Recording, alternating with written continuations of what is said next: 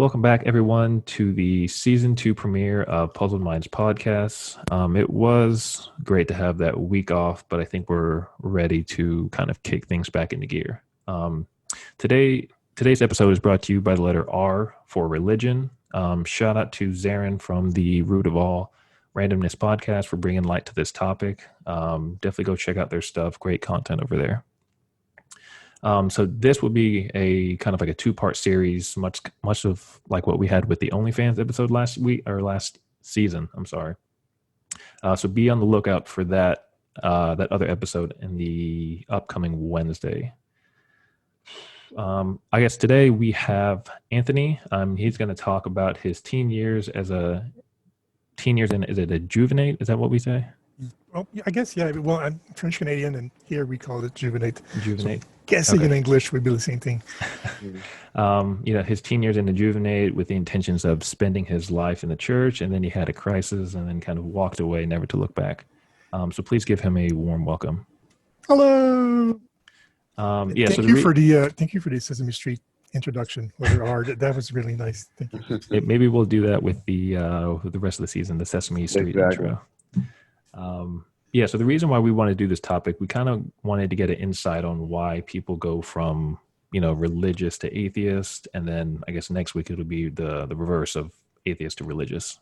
So your particular situation, do you kind of just want to explain your story and all that stuff? Well, sure. I guess like everybody, it stems from family. People who walk towards it need something they didn't have when they grew up, when they were kids.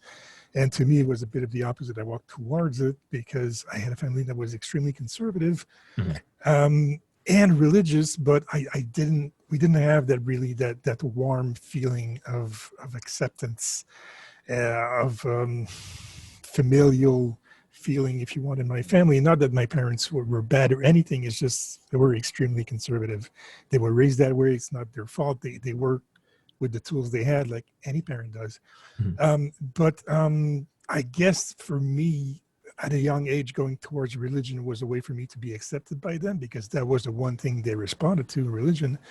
And then when I met that school, the Juvenate that I went to, I had this feeling that I'd never had before of a community, of people really belonging to each other and looking out for each other and accepting. And sorry to cut you off. Could you tell us exactly what particular religion you were raised in? Oh, Catholic Christian. Christian Catholic? Oh, okay. I forgot to say that. So to me, it goes without saying. In French Canadian, we call it pure wool here. So when you're... what is it called? You said pure what? Pure wool. We said it in French. When you're French Canadian, that your family descends from the original French colonists, you wear wool. You wear wool socks, wool everything, so you are pure wool. Okay. Oh, I thought that was because it was cold as shit up there, but yeah, that was too. Well, we do play hockey a lot, and outside, but global warming, let's not talk about politics, but we don't have the winters we used to have. So yes, it used to be cold as hell, but not anymore. I got you. Thank you. And when I went to that school, when I discovered that school, it gave me a feeling that I never had. So I decided this is it. This is what I want to do. I said that at 12 years old. This is what I do. That's what I do for the rest of my life. I want to be part of that community. The thing is, it gives you, when you're inside it, it gives you a look behind the mirror. Like when you work in the movie industry, the magic kind of crashes down because you look behind how it's done and it's not as interesting. And the thing with the Catholic religion is that there's an awful lot of hypocrisy. And I'm not judging it. It's just most of the people who used to join these orders, these brotherhoods, or become priests, we have a name for that now in 2020. We call that incel, involuntary celibate. Those people chose a life of celibacy probably because they didn't have a choice. They were condemned to it anyway. And there's a lot of anger. There's a lot of resentment. So you have this institution that even here today in 2020, they still refuse to let women be part of it. They still refuse, for most of them, same-sex marriage. They still refuse to modernize, which is why basically this religion is going not down the drain, but it's a lot less powerful than it used to be, and lot less followers than they used to have. Mhm. But to me, it was the hypocrisy that you're supposed to you're preaching love everybody, don't judge, throw the first stone, things like that. But I wasn't part of a community where the teachers, the brothers, were very selective to whom they like and whom they encourage, very harsh towards some, very nice toward others. And you felt that the things they were preaching, they were not practicing. They were very harsh, very judgy, not very accepting.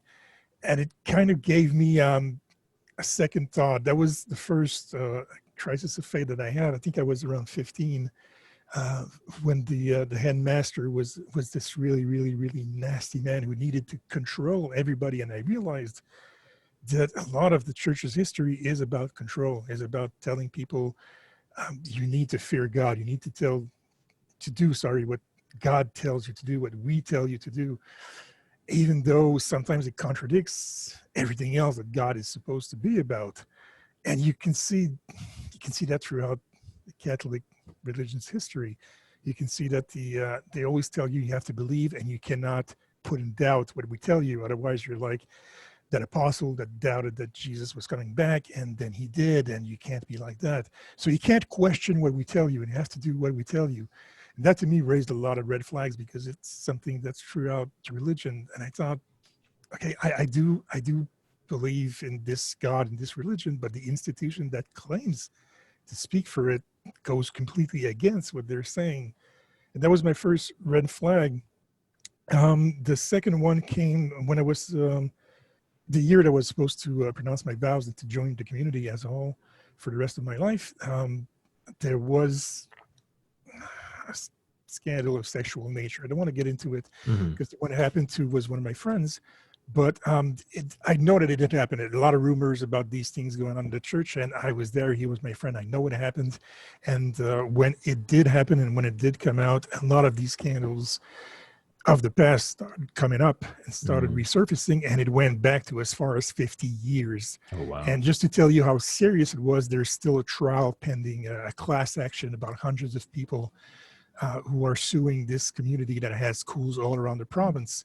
It's still going on today. That's how serious and far-reaching it is. And to your point, I just have a question. Sorry Yeah. to cut you off. It's like, why do you think that we always find I noticed the Catholic Church in particular always seems to be enthralled in like sexual related scandals, and then with like, like the Protestant faith, it always seems to be something related to money, like someone spending money where they're not supposed to. I need to get down to this, my other congregation, but I need to find a $2.3 million jet to get down there.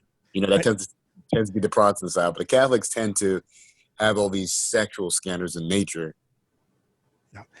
I can't remember the quote. I'm trying to remember who said it, but there's a quote that I always like to say in these occasions when that question is asked. Mm, The two most powerful institutions in the world, the church and the mafia, mm, money and religion are power. They are power, basically. So why Protestants money?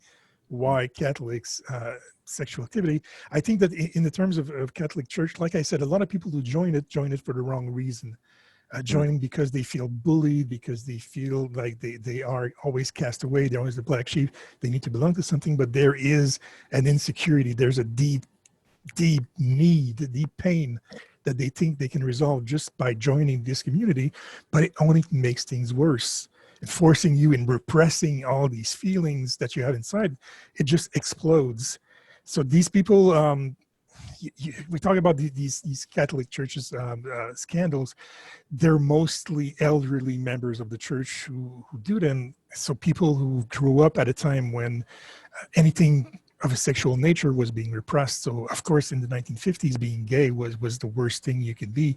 Mm. Other than black, I don't want to say, I don't want to say that black people weren't oppressed, but you couldn't be gay. So a lot of people joined the church because they couldn't But understand if you were themselves. black and gay, you were just in a Oh, situation. you were fudged. You were completely done for. But I think that's what it is. People were not able to deal with it, and those who didn't feel the sexual attraction, man who didn't feel sexual attraction toward a woman, felt that it's because he's being called by God, or at least explained it this way. So join the church. But as I said, when you repress a problem, it just gets bigger and bigger until it explodes, until the cork just pops. At least that's my theory. That's my observation of things from seeing so many people that I know who have been going through these changes. That's how I feel about it. And I could tell stories about my own mom, who was an extremely religious person who has that hypocrisy that I Mhm. talk about so much, and herself too has this has that sexual issue. I got to tell you, it's really uncomfortable when your 60-year-old mom talks to you about her sexuality. Finally, it's not comfortable. But I had that conversation with her. Wow. Well, after 30 years of marriage, she just couldn't take it. She just couldn't take a life of living with someone where there wasn't really a sexual act in nature. But she always repressed it because of religion, because you procreate just to reproduce, and then that's it. That's what religion tells her to do. And, I mean, is there anything explicitly in the Bible that says, or in the Bible, or I guess that says that like I guess sex recreationally is something that's a sin, or is it something that's kind of like this law, this rule that's kind of just manifested due to the way that you have to live as a Catholic? Aside from the Ten Commandments, you can't interpret the Bible any way you want. Yeah.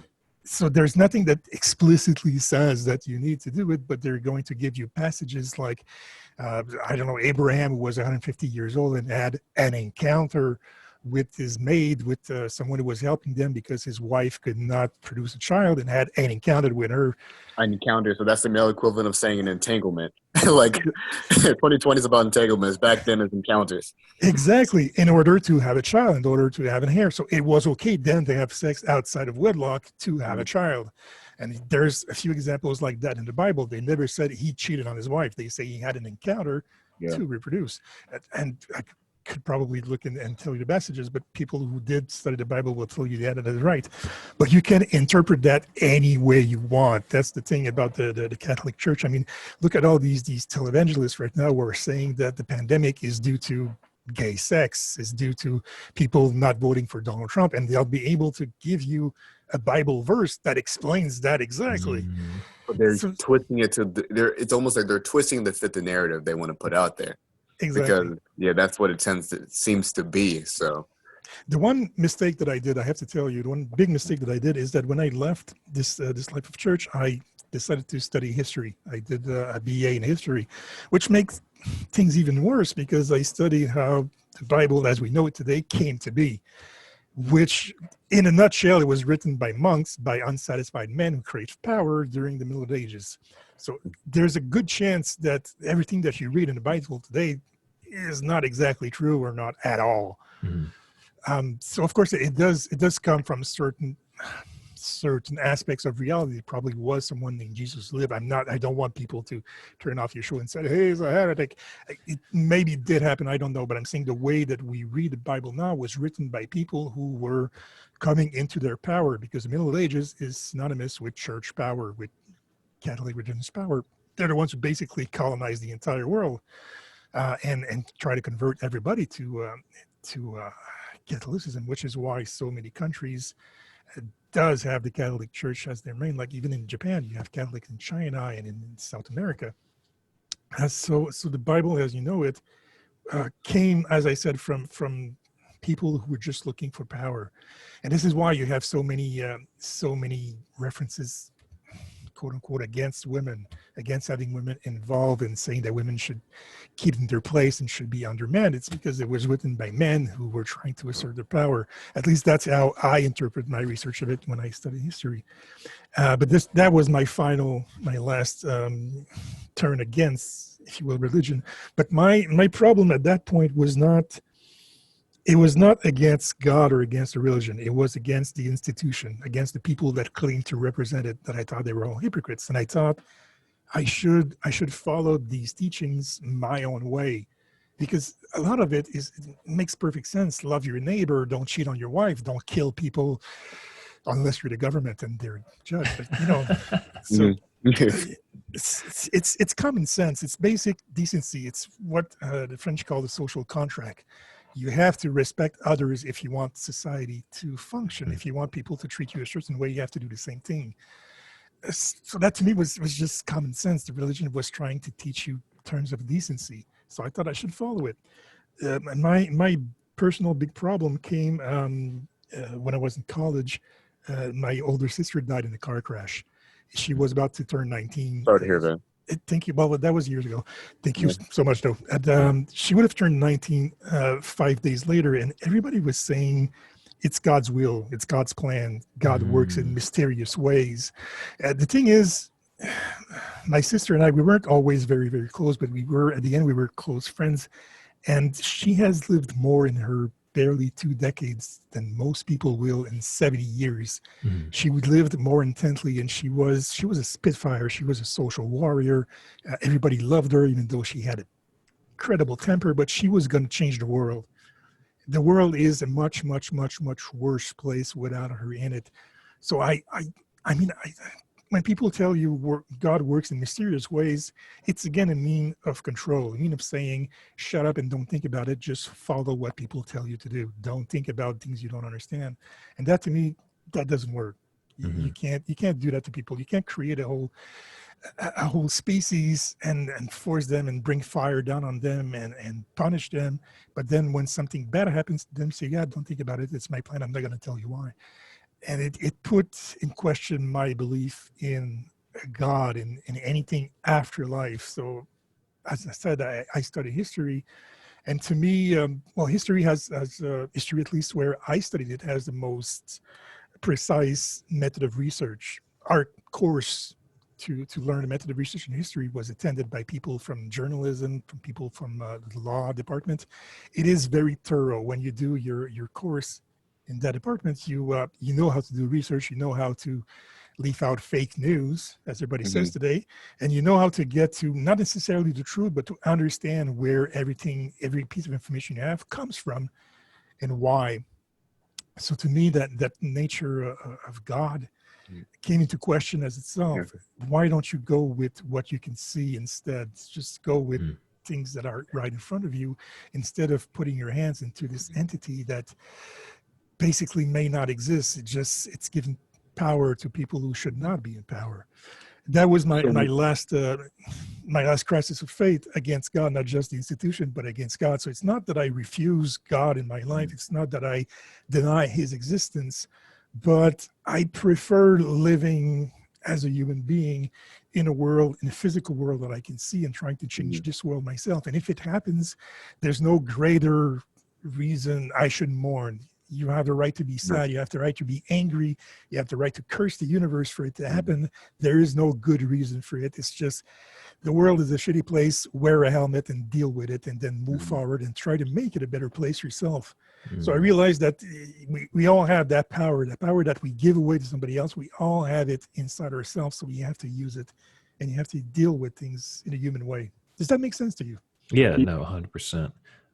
In the beginning, you had mentioned that you kind of joined it for a sense of community with like religion, and some people, I guess, join it due to like deep pains or whatever it is. And there was an interview that I was listening to.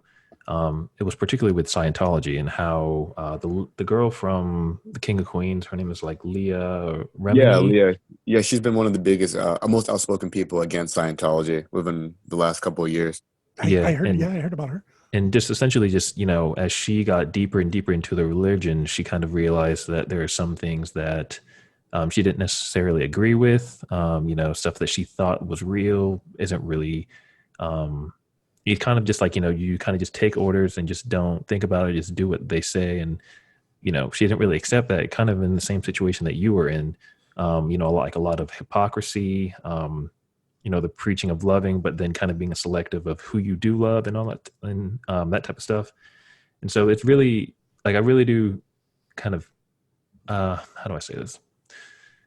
To me, like I always see, like for me at least, like I'm not a very religious person. Like I grew up as a Catholic. My parents were very, very religious, but not that I've lost faith. It's just that I don't practice like religion myself. Like I don't go to church. I mean, I don't pray like anything. Not that I don't identify, but I also don't, what is the word I want to use?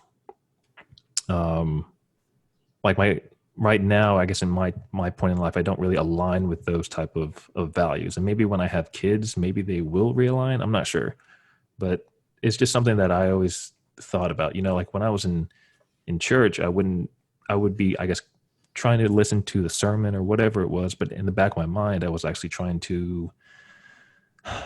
I think I was like trying to scheme on how to make money in like an online computer game. Like it was just like, oh, if I do this, this, and this, then I can make this amount of money. Like I understand the point of having like church, just to, like you said before, to have those values of, don't kill, don't cheat on your wife, stuff like that.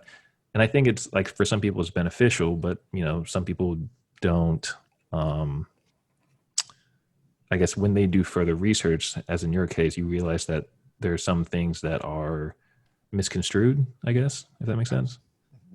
Yeah, absolutely. That time in church you mentioned is interesting because I used that when I was a kid. I used that time in church to, um, I guess I would say center, Hmm. to be at peace because in my house everybody was loud, and it wasn't always peaceful. It was nice. And at church, you had this wonderful singing, this wonderful music. Hmm. And then everybody is quiet and stays still, and you have this large space that is incredibly peaceful. So to me, that was a time to. It was a break.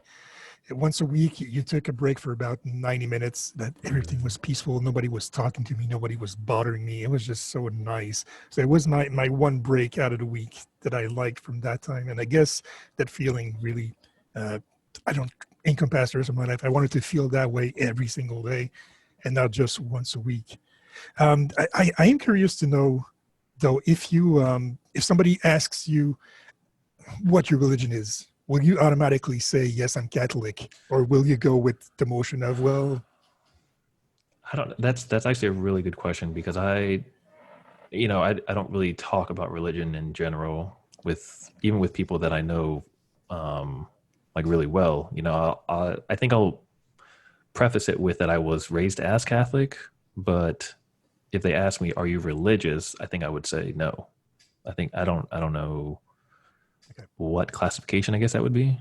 you go with your baptism and not what you practice, really? Yeah. Yeah, yeah, I guess so. Yeah, because like I said, I'm not, and I know there's being religious is a self-interpreted type of notion. What you interpret it as is what you make of it.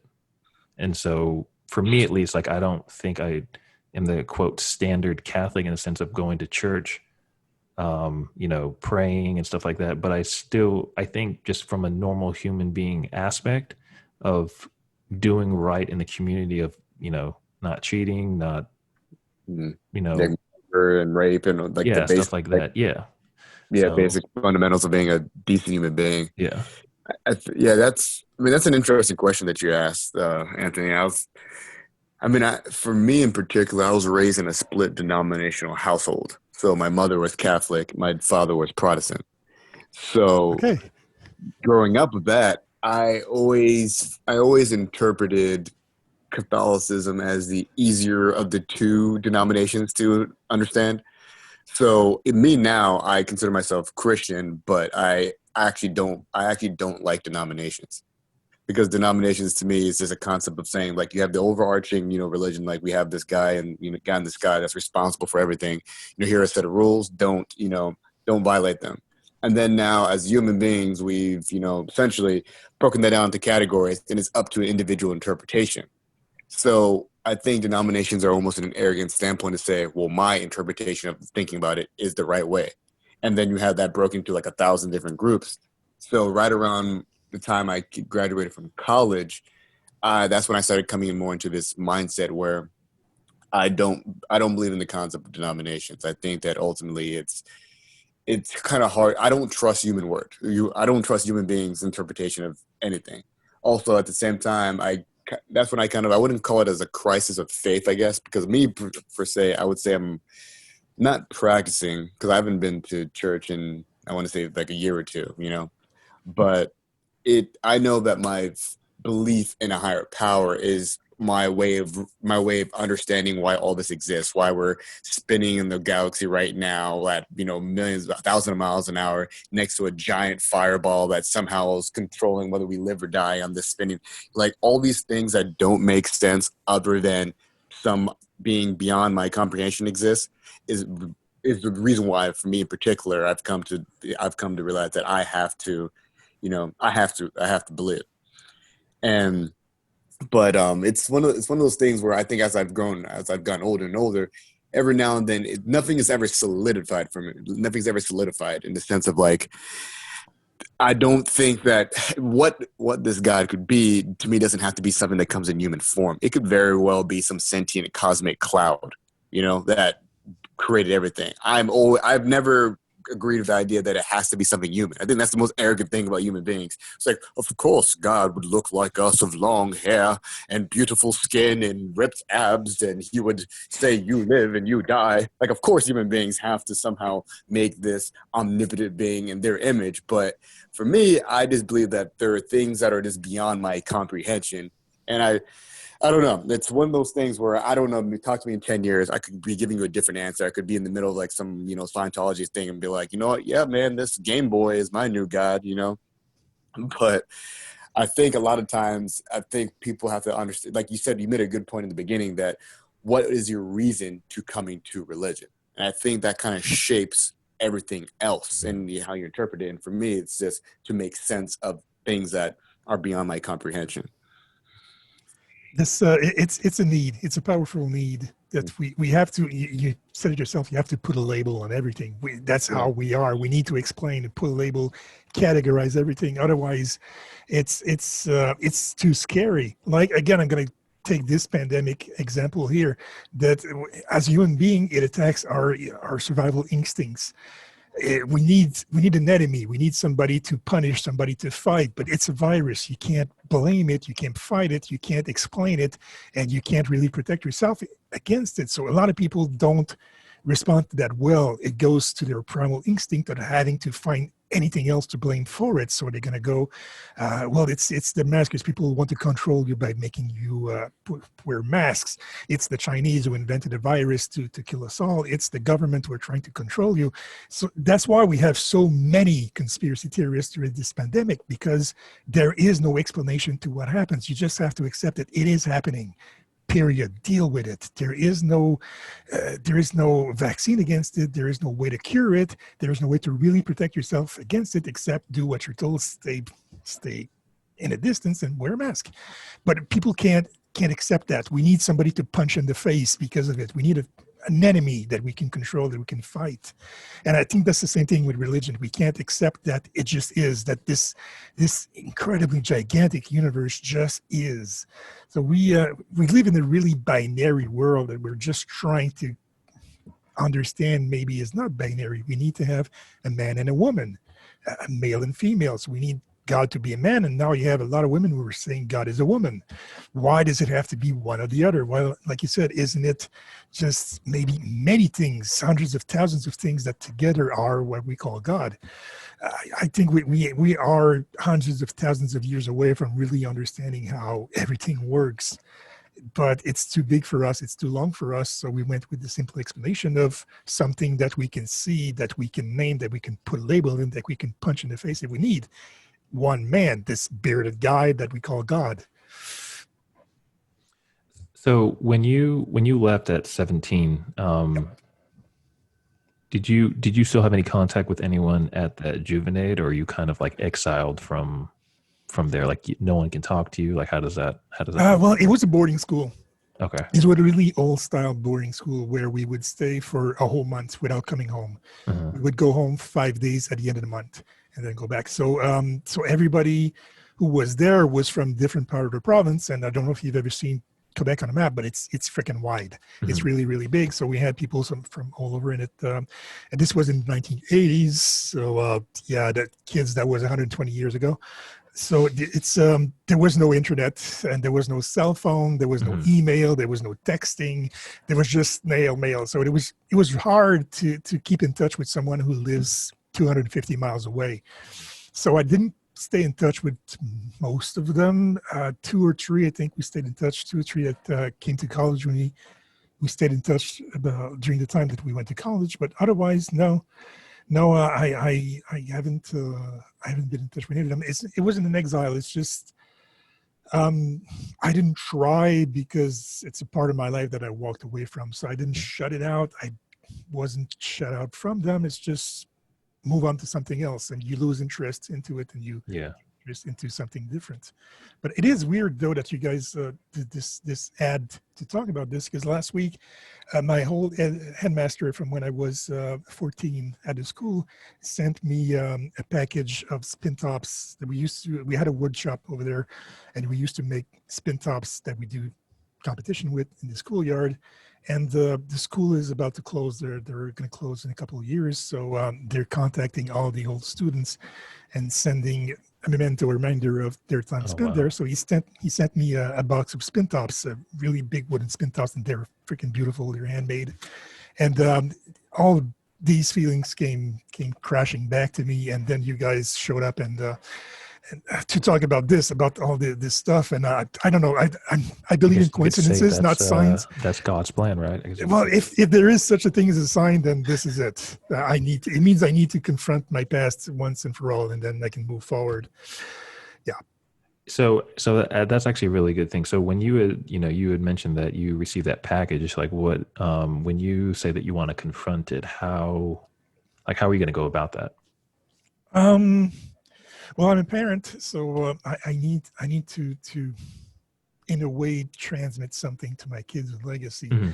and to Mm. educate them and to help them form their own mind and make their own choice. Even though my kids are artistic, they're not really going to be able to understand something as concrete as abstract as religion. But I do think about that a lot lately. What I'm going to help my children understand as to the world that surrounds them. And I think, like I said, when I walked away from it, I didn't really deal maybe entirely with psychological aspect of why I was joining that and why I was leaving it. And it's still a work in progress. So Mhm. that's why I said I don't deny the existence of God nor believe in it. I'm trying to go through a journey of understanding myself first, and then the world that surrounds us. And the more I go forward, the less I do understand our world. So I think I'm about to resolve myself to just trying to make my part to make it a better place. Mhm. And when I leave it, that will be it. I won't have an understanding of it, but at least I'll have done my best for other people to at least appreciate it, if not understand it. Does that answer your question at all? Or did I just go on to a completely different tangent? No, no, no, it did. Yeah, I was just, I guess, like that. It was really, I guess, it's really interesting that you mentioned that you've received that Yeah. package, and then you, I guess, kind of called it, I guess, a coincidence per se.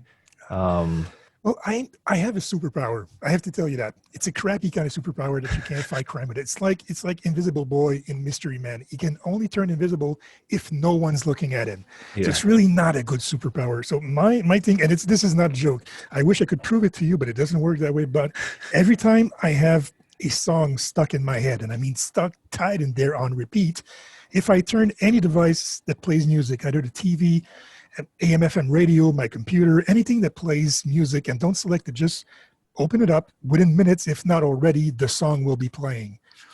And it happens not just once a year. It happens every week, several times. It's really freakish.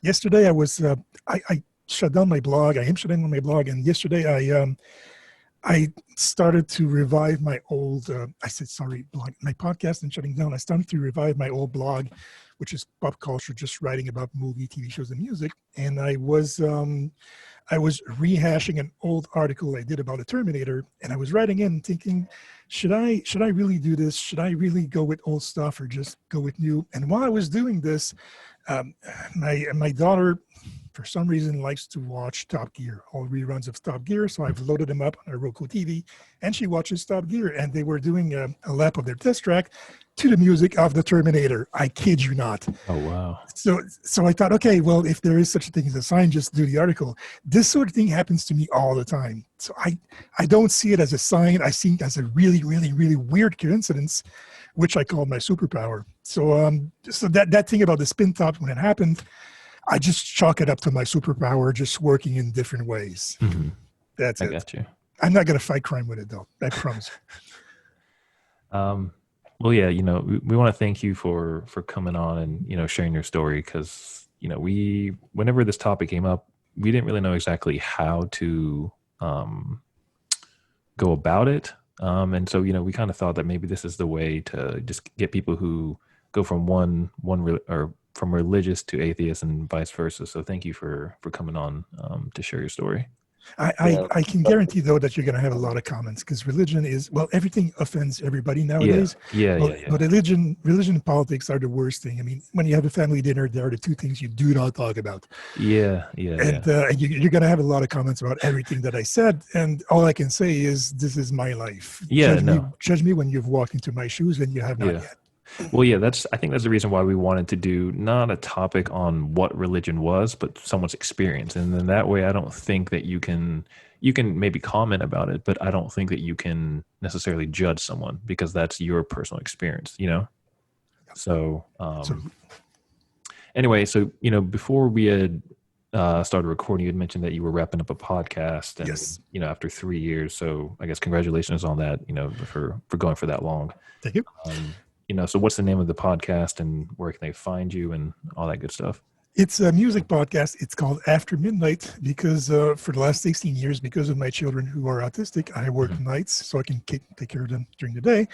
And I was listening to music a lot at night, music that a lot of people don't listen to, and I wanted to do something to share my musical taste with other people. So the show is 5 songs about one specific topic. For example, recently, again, which is weird that I found you guys, I did 2 episodes recently about heaven and hell. So 5 songs about heaven, 5 songs about hell. Oh, wow. So it can be anything from old jazz to rock and roll to pop to EDM.